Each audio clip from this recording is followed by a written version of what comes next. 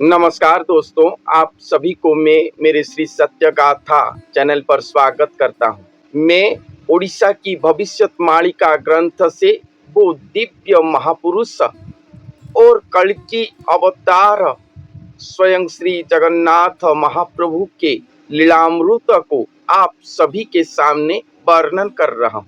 तो आप सब मुझे अनेक बार प्रश्न करे हैं कि आप केवल वो महापुरुष और भगवान के बारे में कहते हो, माता लक्ष्मी, वैष्णव देवी, इनके बारे में कभी भी कुछ नहीं कहा।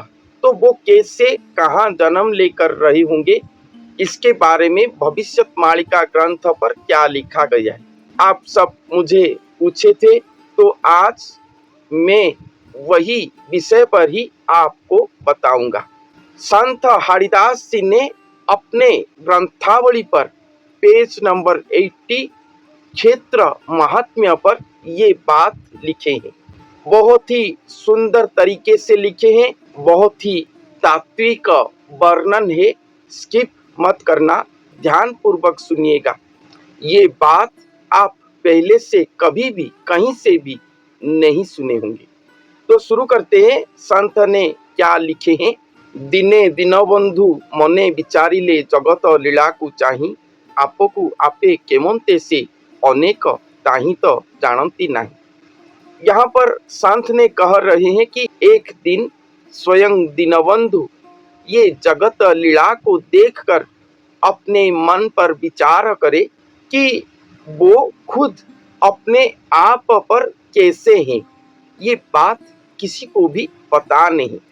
एणु करी सिना महिमा डेरिले जेपुणी आपना गुण, श्री नील चक्र रे जेपुण उड़ुची अनंत मूर्ति लक्षण।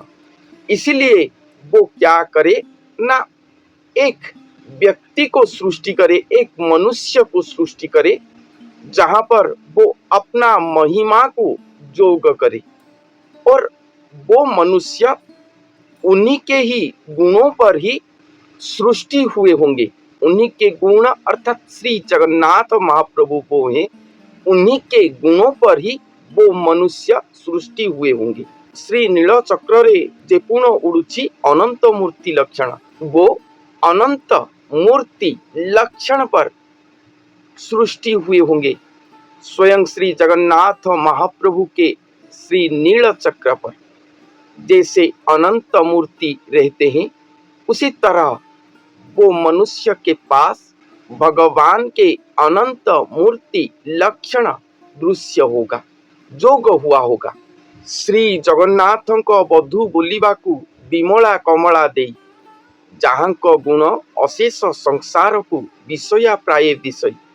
और भगवान वो व्यक्तित्व को क्यों सृष्टि करे ना, श्री जगन्नाथ महाप्रभु पहले से अनेक वधू सृष्टि करे हैं, अर्थात उनके अनेक पत्नी सृष्टि करे हैं। जैसे विमला देवी, कमला देवी, अनेक मातृशक्ति सृष्टि करे हैं। मगर ये संसार के लिए ये सभी मातृशक्ति जो सब सृष्टि हुए हैं, ये संसार के लिए विषया गुणों की तरह है। अर्थात जो भक्त जना, जो सूदन जना, वो देवियों को पूजा करते हैं, वो देवियों के द्वारा केवल ही उनका विषया रस पूर्ण होता है। उनका आत्मगति, आध्यात्म गति, भगवत प्राप्ति, मुक्ति, मोक्ष गति ये प्राप्त नहीं हो सकता वो सभी देवियों के द्वारा। इसलिए जितने भी आज तक देवी सृष्टि हुए हैं श्री जगन्नाथ महाप्रभु के पास से, वो सब ये अशेष संसार के लिए विषया सदृश है। यही बात श्री जगन्नाथ महाप्रभु को दृश्य हो रहा है। श्री जगन्नाथ महाप्रभु के दृष्टि से ये सब विषया प्राय है। बधुरे जहु से त्रुपति नुहंती पुणी कल्पंती अपरे, तेणु करी अवधूत जे उड़ई जेपुणी नील चक्र रे। इसीलिए श्री जगन्नाथ महाप्रभु ये सभी देवियों के ऊपर तृप्त नहीं है, संतुष्ट नहीं है, क्योंकि ये सब विषया रस पूर्ण करने वाले देवी हैं। इसलिए भगवान श्री जगन्नाथ महाप्रभु अन्य को कल्पना करे और एक को सृष्टि करे अपने कल्पना से, वो कौन है ना? वो एक अवधूत है। सभी देवियों को यहाँ पर वधू कहा गया है और ये जो सृष्टि हुए ये अवधूत है। वही वधू शब्द यहाँ पर रहा है, मगर पहले अ और उसके बाद त शब्द युक्त हुआ है, अवधूत है। अवधूत का मतलब ये एक पुरुष होंगे। वो जो कल्पना से सृष्टि हुए हैं वो एक पुरुष स्वरूप है, मगर भगवान के वधू प्राय ही वो है। ये आगे वर्णन किया गया है।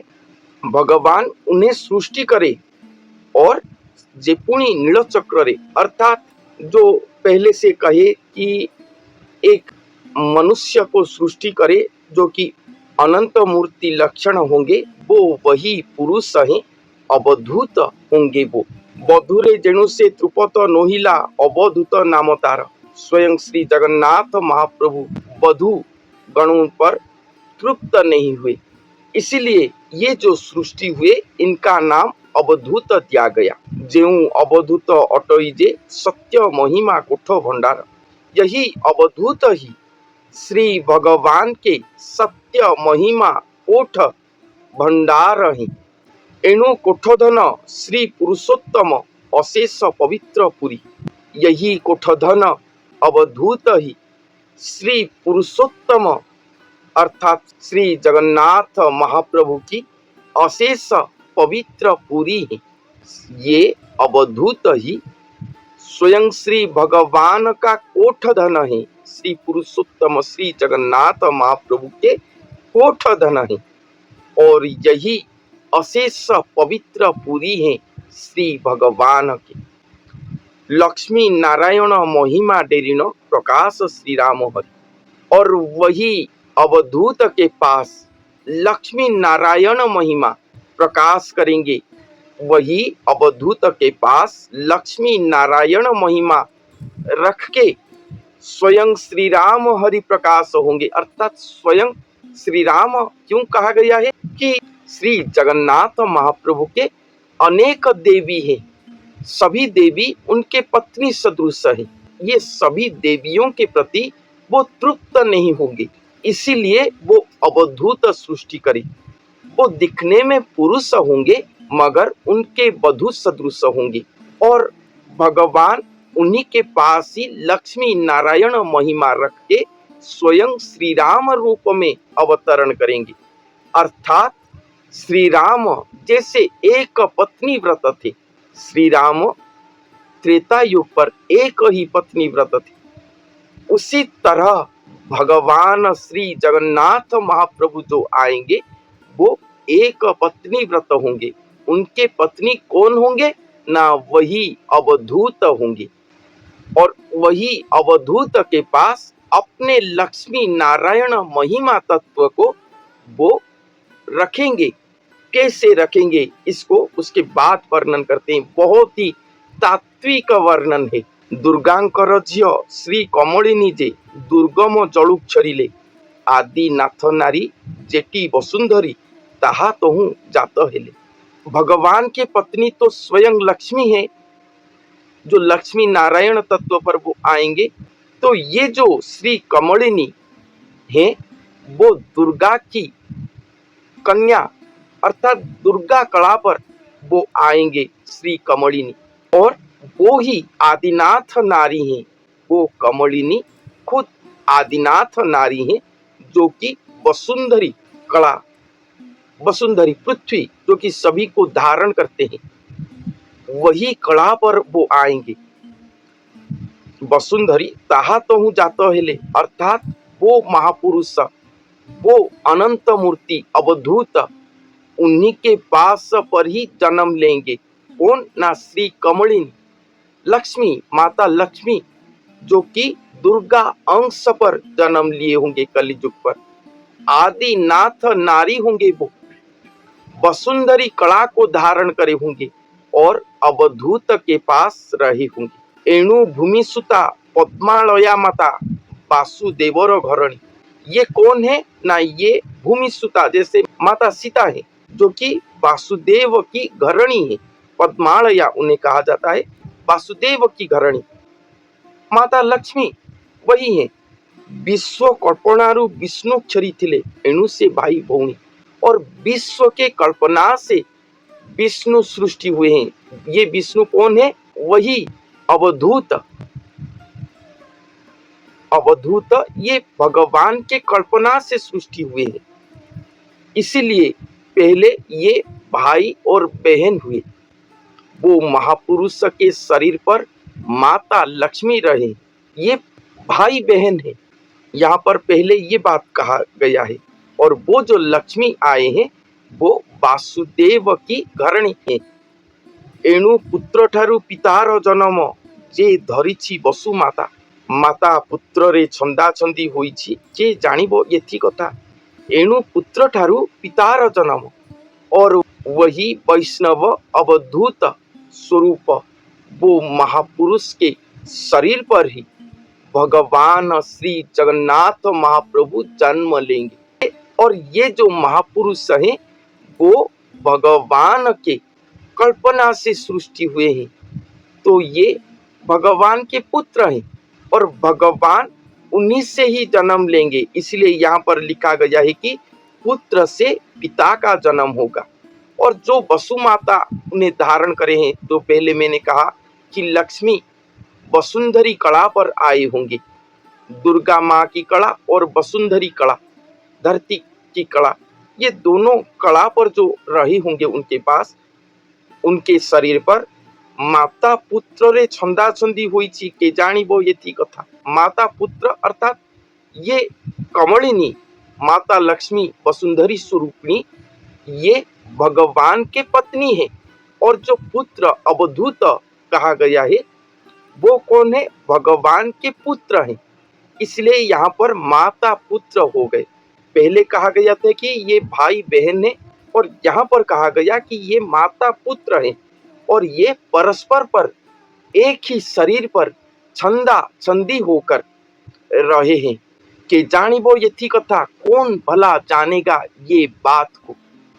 एणु वैष्णव ठारू विष्णु जात ए संधि के न जानती, इसीलिए वैष्णव से विष्णु जन्म होंगे। ये संधि को कोई भी नहीं जानता होगा। लक्ष्मी नारायण दुहे जात जहूं परम वैष्णवी मूर्ति। लक्ष्मी नारायण वहीं पर जन्म लिए होंगे, जात हुए होंगे, और वो ही परम वैष्णवी मूर्ति होंगी। एणु श्रीवत्सी नाम होइअछि देखो जगन्नाथंकर, इसलिए स्वयं जगन्नाथ महाप्रभु श्रीवत्सी नाम को धारण करे होंगे। क्यों? क्योंकि वो अपने ही पुत्र अवधूत स्वरूप से वो सृष्टि होंगे, अर्थात वो महापुरुष के पुत्र स्वरूप हुए श्री जगन्नाथ महाप्रभु, इसलिए वो श्रीवत्सी नाम को धारण करे। जेउ प्रेम लक्ष्मी संगे विहरंती आद्यों ही तांको कुमार, और जो प्रेम लक्ष्मी उनके साथ विहार कर रहे हैं वो ही आद्य से उनका कुमार है। जो प्रेम लक्ष्मी के साथ वो विहार कर रहे हैं अर्थात वो महापुरुष, वो अवधूत, वो पहले से ही उनका कुमार होंगे, उनका पुत्र होंगे। इसलिए कहा गया है कि पुत्र से पिता का जन्म होगा, वैष्णव से विष्णु का जन्म होगा। और ये प्रेम लक्ष्मी, उनके पास जो लक्ष्मी माता है वो प्रेम लक्ष्मी स्वरूपिणी है। रोहिणी नंदन रेवती रमण यही गुण घिनी सिना। और वो जो पुत्र हैं श्री जगन्नाथ महाप्रभु के पुत्र कहलाते हैं, जिनसे श्री जगन्नाथ महाप्रभु सृष्टि हुए, वो खुद रोहिणी नंदन रेवती रमण है। रोहिणी नंदन रेवती रमण अर्थात स्वयं बलराम प्रभु, वो कुमार स्वयं बलराम है। चारि जुगे पाद पद्म को सेविले या किछि जानिबो कि ना, चार युगों पर वो पद्म पाद को सेवा करके आए हैं। और जो चार युग हुआ स्वयं भगवान के पाद पद्म को सेवा करे होंगे, वो ही केवल ये तत्व को समझ पाएंगे। ये बात परिष्कार लिखते हैं, चारि जुगे पाद पद्म को सेविले, या किछि जानिबो कि ना, 4 युगों पर पाद पद्म को जो सेवा करे होंगे वो ही केवल इसके बारे में कुछ जान पाएंगे। जे जने सुनिबो भावरे मणिबो अर्थे न पाइबो एहा। जो जन सुनेंगे इसे भाव पर ही ग्रहण करना, सत्य में नहीं पाओगे। अगर आप सत्य में ढूंढोगे कि ये अवधूत हैं, उनका कन्या लक्ष्मी है, उनके पुत्र जगन्नाथ हैं, ऐसे ढूंढोगे तो नहीं पाओगे। वो सब भाव पर तत्व में जोग हुए होंगे एक ही पुरुष के साथ, और वो पुरुष स्वयं भगवान के कल्पना से सृष्टि होंगे, अवधूत नामधारी वो होंगे। इसके अर्थ निकालोगे तो कुछ भी नहीं पाओगे। ये संत कहते हैं इस तरह सृष्टि हुए होंगे।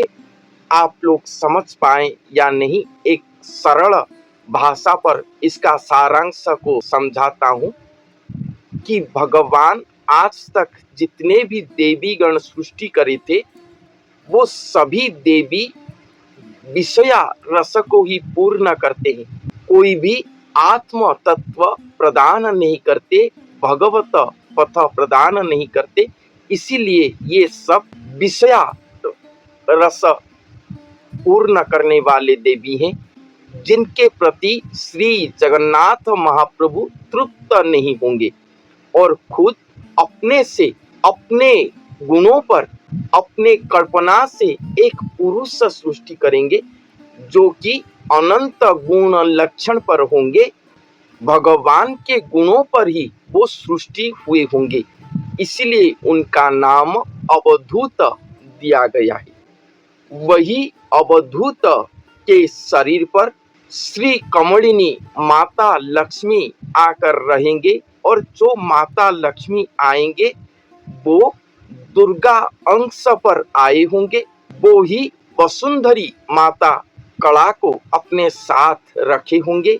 वही शरीर पर ही भगवान श्री जगन्नाथ महाप्रभु का आगमन होगा, या श्री जगन्नाथ महाप्रभु वही अवधूत शरीर पर ही जन्म लेंगे। इसलिए कहा गया है कि पुत्र से पिता का जन्म होगा, वैष्णव से विष्णु का जन्म होगा। यहाँ पर विष्णु श्री जगन्नाथ महाप्रभु को संबोधन करके कहा गया है, और ये जो अवधूत हैं वो स्वयं रोहिणी नंदन अर्थात बलराम होंगे, और उन्हीं के शरीर पर प्रेम लक्ष्मी माता लक्ष्मी रहे होंगे। भगवान वहां पर जन्म लेंगे और लक्ष्मी नारायण भेंट होगा, अर्थात श्री जगन्नाथ महाप्रभु और परम लक्ष्मी स्वरूपिणी दोनों का मिलन होगा। वो ही परम वैष्णवी मूर्ति कहलाएंगे, अर्थात वो ही वैष्णवी देवी हैं। आप जो पूछते हैं कि वैष्णवी देवी कहाँ होंगे, वो तो कल्कि भगवान को विवाह करेंगे, ये तो शास्त्र पर लिखा गया था, तो वो किधर गए? यही वैष्णवी देवी हैं, माता लक्ष्मी हैं। वो वैष्णव स्वरूप के शरीर पर रहे थे, आद्य से रहे थे।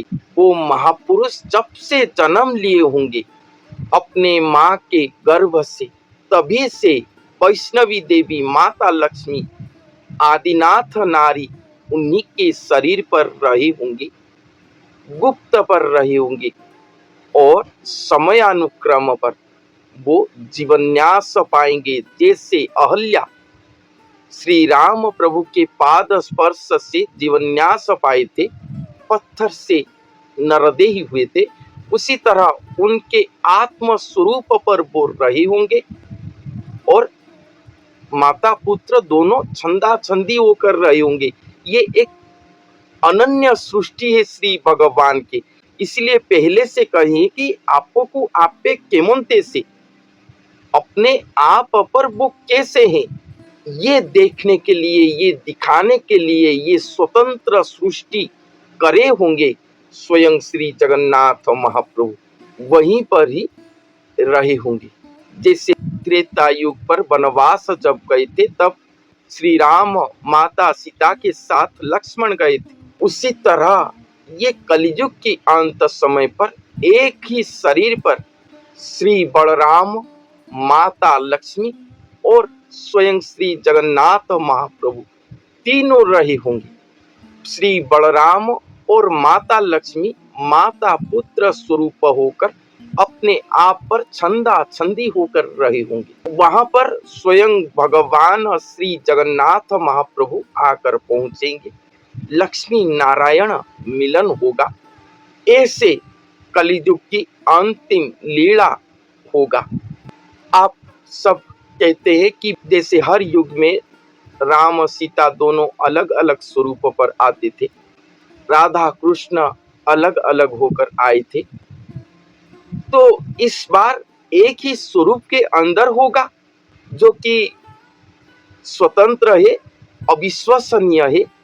तो ये बात को संत अच्युतानंद दास जी ने अपने अनादि संहिता पुस्तक पर लिखे हैं कि हर युग में लक्ष्मी नारायण जन्म लेकर आए हैं, मगर ये जनता अपनिंदा देकर उन्हें एक होने से रोके हैं।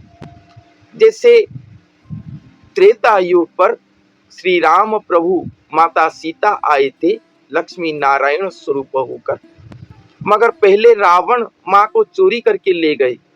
उसके बाद जब प्रभु ने रावण का वध करके माता को लेकर आया, तभी लोक निंदा के कारण प्रभु श्री राम माता सीता को वाल्मीकि के आश्रम पर छोड़कर आए और उसके बाद भी और अपना नहीं पाए, माता देह त्याग कर लिए। यही बात फिर से द्वापर युग में हुआ, जब श्री कृष्ण राधा लक्ष्मी नारायण स्वरूप पर जन्म लिए थे। तभी यही जन अपवाद के कारण श्री कृष्ण प्रभु अपने प्रेम स्वरूपिणी माता राधा को त्याग करे, उनसे विवाह नहीं कर पाए। इसीलिए ये कलियुग पर वो एक ही शरीर पर आएंगे, एक ही शरीर, द्वितीय नहीं होगा, क्योंकि एक ही शरीर पर आने से दोनों का मिलन हो पाएगा, दोनों को प्राप्त कर पाएंगे, जो कोई भी युग पर नहीं हुआ था। ये बात स्पष्ट लिखा गया है। और वो शरीरधारी कौन है? ना स्वयं बलराम, जो हर युग पर उनके साथ दिए थे, वही बलराम। उन्हीं के शरीर पर मातृ शक्ति आरंभ से रही होंगी और वहीं पर श्री जगन्नाथ महाप्रभु आकर पहुंचेंगे, दोनों का मिलन होगा। सभी के अज्ञात पर होगा, ये कोई कुछ भी जान नहीं पाएगा, ये तत्व को कोई कुछ भी जान नहीं पाएगा।